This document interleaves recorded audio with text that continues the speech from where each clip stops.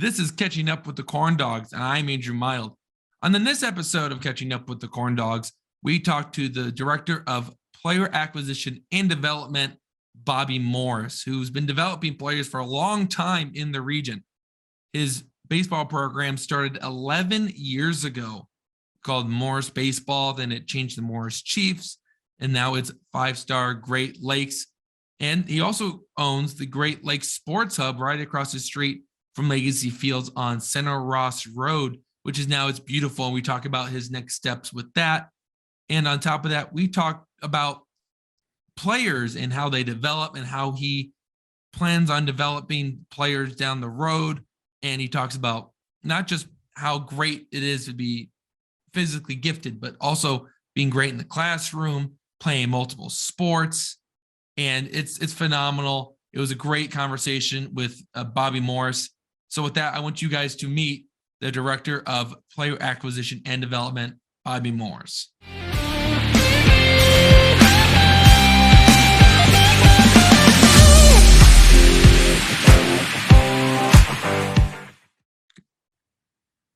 And we are back with another edition of Catching Up with the Corn Dogs. I'm Andrew Mild, and joining me on this episode is the Director of Player Acquisition and Development. That is a mouthful, but it is Bobby Morris. And Bobby, you gave me a great answer before we jumped on here. How excited are you to be a part of this Corn Dogs project? I'm very excited, Andrew. As I was saying, this is one of the most exciting projects I've been a part of in a long time. The move into the Northern League for the Midwest Collegiate League, along with the opportunity of all these region kids to play at home, play in front of a hometown crowd, very exciting to be a part of. Well, you've been around baseball your entire life. I mean, you played college baseball, D1, the minor leagues, but what people know you around the region for is that you've been coaching Morris baseball for 11 years. So you've been a part of building up a program. Did you think that your baseball program for travel ball was going to be as big as it is today? I think when we started it, I did have the intention that we were going to be a big program. I saw some of the larger programs throughout the Midwest, located in Indianapolis, in Chicago. I thought there was a real need for it here in Northwest Indiana. And, we've really jumped in with both feet, and it's been a very fulfilling process. We've seen a lot of fine young men, develop as people, develop their character, as well as go on to play high-level baseball. So it's been a lot of fun. Yeah, everyone in the region knows about Morris baseball, especially when the summertime comes around. So what do you emphasize when you are coaching your players? Because as you mentioned, a lot of the guys that come through your system have gone on to greater and better things afterwards. Well, I mean, it's a progressive training model. So early on, we're trying to build fundamentals with our players. We're trying to teach them how to compete, how to do that with class. And as they get older, we start transitioning more into athletic development, a little bit more into a higher level of competition. I mean, that's the one thing we do. We are truly on the national circuit as far as, or at least the highest level of the Midwestern circuit you could be on, playing, I think, in the toughest tournaments against the toughest teams. And it really builds steely competitors. A lot of people have issues with the travel ball model that they have now, which is, tournaments on the weekends. They tend to play multiple games throughout the day. And I understand that some kids may be overwhelmed, but for our kids and the ones that make it through, they are tough kids. They have a lot of mental toughness. They are prepared to play at a higher level and to play varsity high school baseball as well. Yeah, and you talked about training, and it's well documented that players nowadays are throwing the ball faster. They're hitting it harder than ever before. How much does technology play into how athletes are getting bigger and stronger? Well, certainly from a scouting perspective, it has completely transformed the game. The entities like Perfect Game, Prep Baseball Reports have taken over a lot of where, when I was growing up, the amateur local scouts, what was formerly their territory, kind of disseminating who the better players were out to the colleges, and they can do it in real time. And they're better at collecting data. They're better at disseminating that data. And as a result, it has made it a much fairer playing field for players, but also a much more competitive playing field. I mean, you've got to come out ready to compete, ready to perform, not just on the baseball field, but in the classroom, in the weight room. You've got to be able to do all that stuff. Right. And you talked about scouting, and you've had a long time. You've been scouting for a long time, is what I'm trying to say.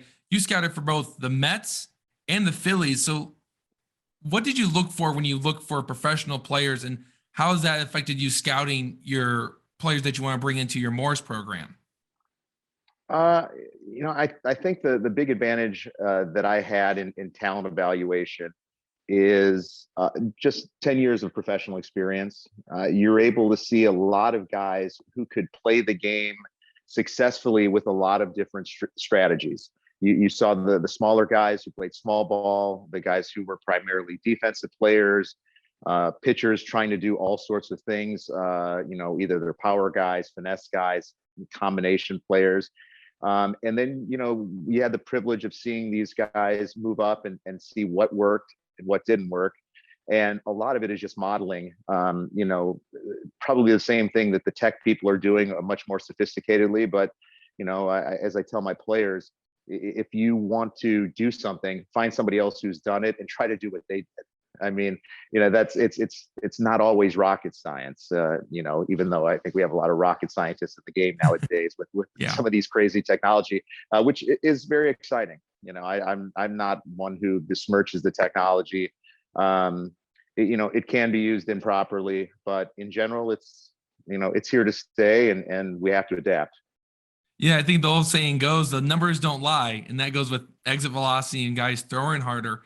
And again, you've been around baseball your entire life, and today's opening day of college baseball. I know not a whole lot of fans know that. Yeah, I'm really excited.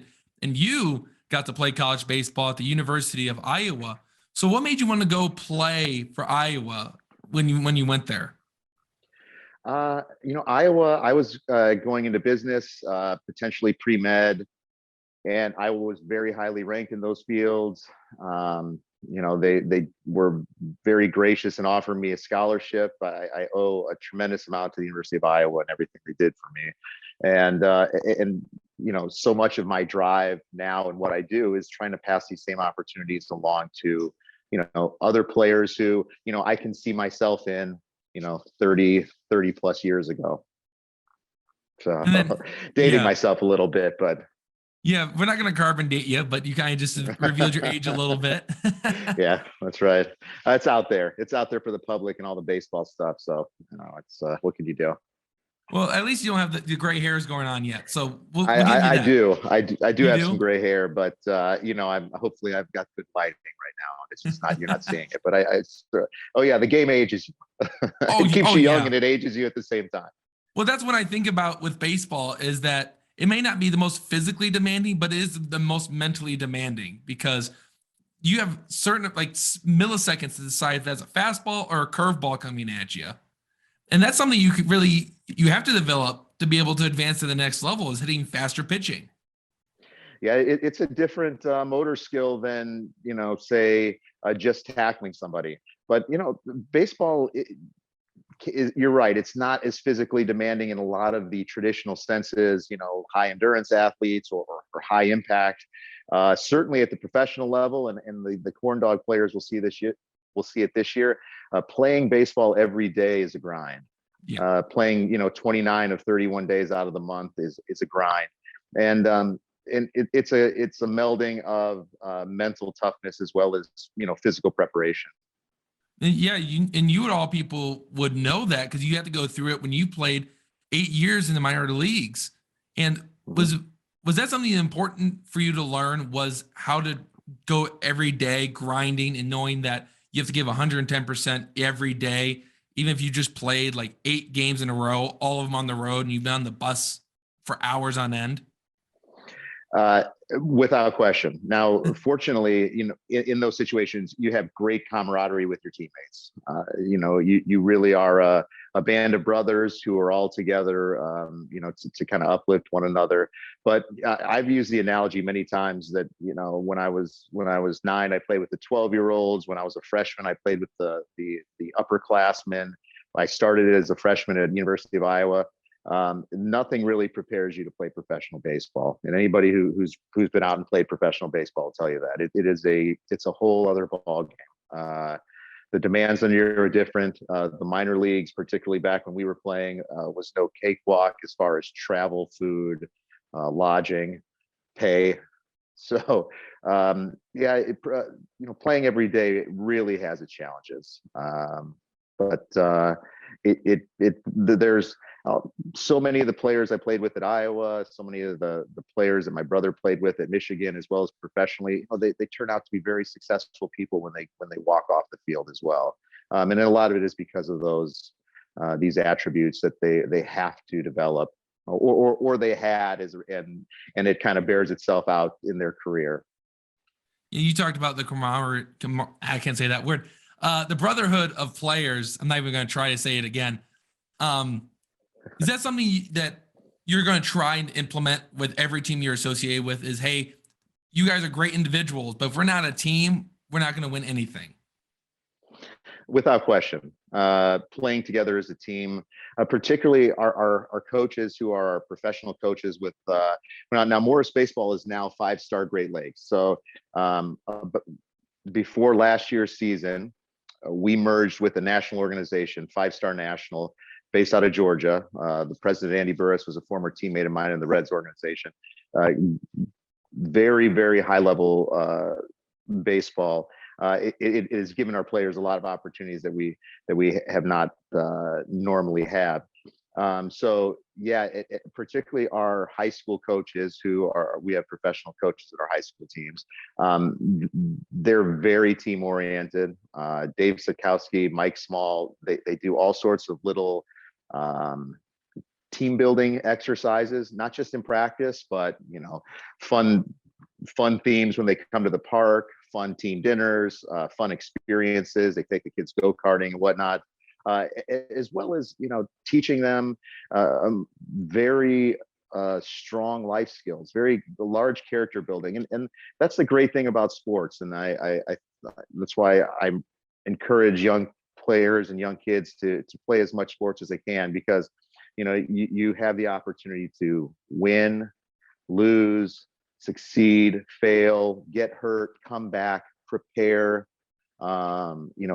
work on what it takes to master a skill. And they have all this stuff in a controlled environment. Too many kids, the real world slaps them in the face at 19, and they don't have life skills.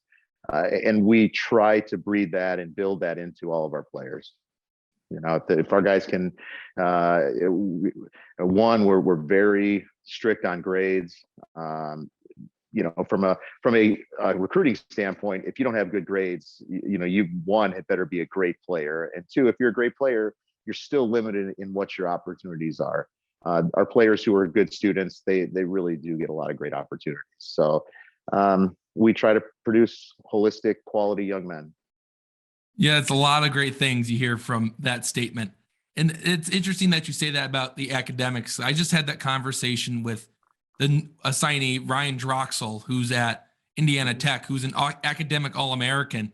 And I asked him, how important is it to be good academically? And he goes, 99% of the athletes won't make it professionally. And he said, I just want to be prepared to go into the real world after I graduate from here. So I'm glad that 5-Star Great Lakes does the same thing. And also building life skills is very important. And another thing I really like to hear, and it's interesting, is that you talked about players playing other sports, not just baseball.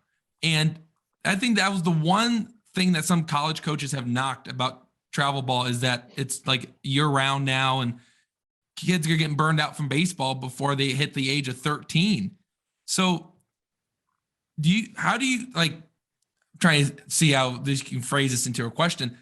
Mhm. You don't want them to play baseball all year, but basketball and football and other sports could teach them easier thing, like how to be better at certain things in baseball without them even knowing. Without question, they certainly become better. They certainly become better athletes, or they certainly become better competitors, um, competing in different sports all year round.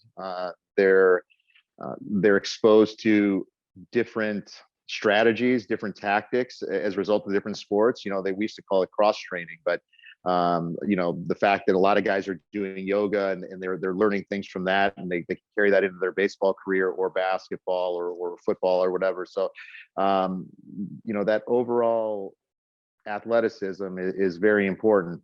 It's getting tougher and tougher to play multiple sports, not just because um, coaches are insisting that you play that you specialize, Right. and that's not just the baseball kids. I mean, we have a lot of kids, good athletes, good 2 and 3 sport athletes who their other teams are kind of pulling them to begin to specialize, and I think as you get into high school, for the exceptional player, that it's not a good idea to specialize.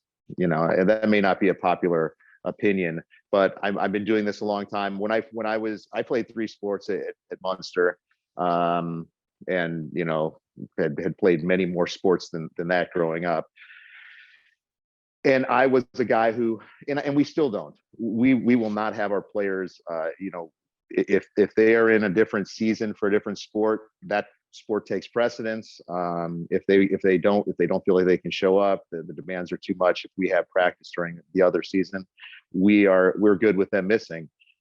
With that said, I have changed my view over the years, because frankly, my kids who go play at higher levels do specialize a little bit earlier than the guys that don't, as a general rule. Now, that's not Right. everybody, and there are some kids who, their particular skill set, they may be a great little middle infielder, so being the point guard on the high school basketball team may fit very well into what they need.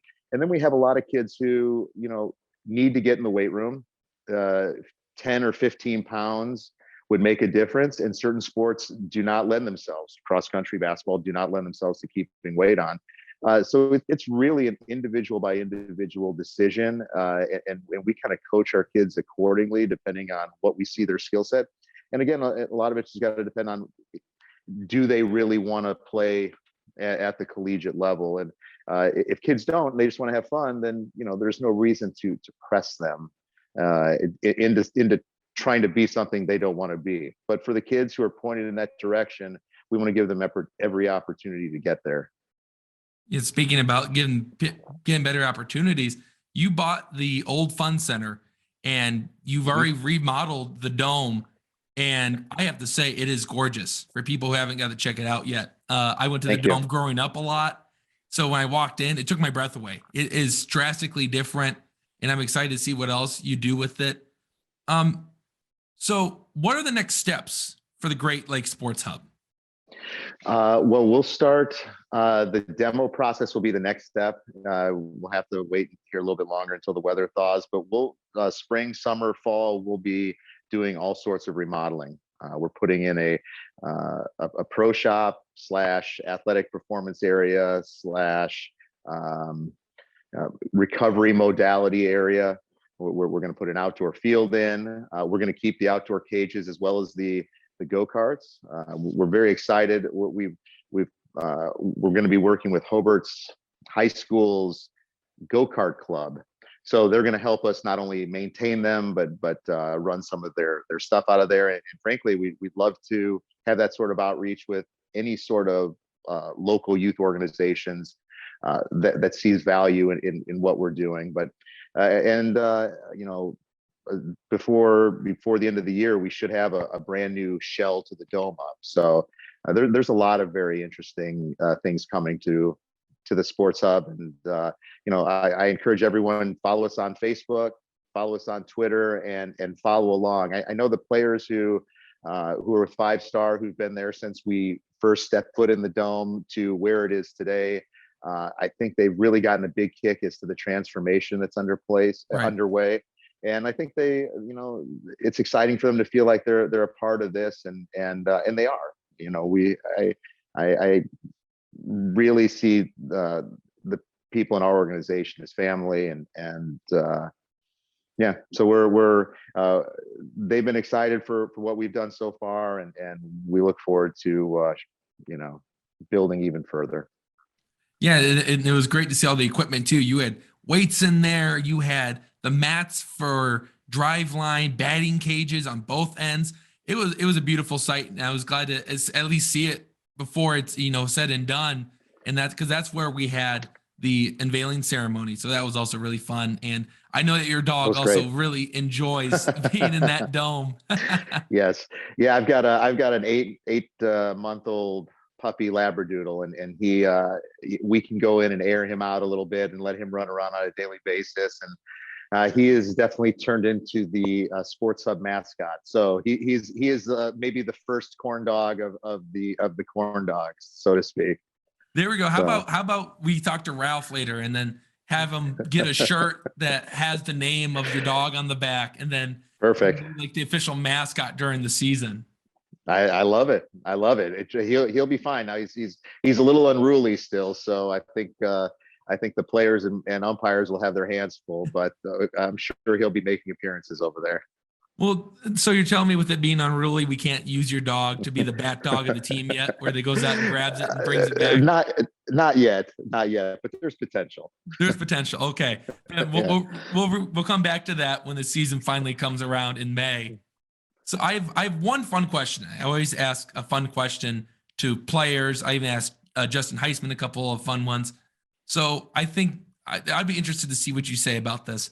Should Barry Bonds, Roger Clemens, and other steroid users be allowed into the MLB Hall of Fame?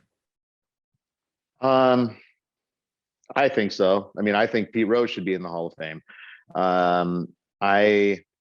I think that they're playing what they did on the field, and some of their indiscretions should be looked at separately and not so punitively. But I do understand baseball's desire to maintain the integrity of the game. I do see both sides of it, but Barry was the best hitter of my generation, really without question. Roger Clemens was probably the best pitcher of my generation. So, I got a lot of enjoyment playing for those guys, and I don't share that punitive mindset that I want to keep them from something that I think they deserve. Yeah, I'm one that also pushes for that, especially with Sosa, McGuire, and how it kind of saved baseball at that time, and then how steroids all of a sudden became bad after baseball got back to where it needed to be. But yeah, I was interested to see what you had to say, and I think you gave a great answer, because that's exactly what I think too. Bonds and Clemens, goats of your generation. Pete Rose also the best contact hitter of all time. So that's all I have for you. Awesome. It was great. It was a great talk. I thoroughly enjoyed it. I'm looking forward. I was just going to say, I'm looking forward to seeing you out around the Corn Dog Stadium here this year. It's going to be very exciting. I think it's going to be a lively event on a regular basis. Yeah, that's the thing, is that when I'm in Indy right now, the Butler University, and basketball is such a huge thing here. But I have to explain to people, like, in the region, basketball is big, but it's not as big as baseball. Baseball is a whole thing up there, and it's fantastic. So I can't wait to see all the fans out there. I can't wait for the players to go train with you and get bigger and better and get us some big wins down the stretch, and hopefully push for the playoffs and get into the finals. So thanks, Mr. I'm speaking of, I was just going to say before you take off, Mackey's coming over to, like I said, he'll want to make an appearance, but well, Andrew, it was a pleasure talking to you. So you have a great day, and we'll see you in the spring. All right. Thanks, Mr. Morris. And if you want to see more Catching Up with the Corn Dogs content, subscribe to our YouTube page and head over to the Lake County Corn Dogs website. That will do it from Catching Up with the Corn Dogs. We'll see you later.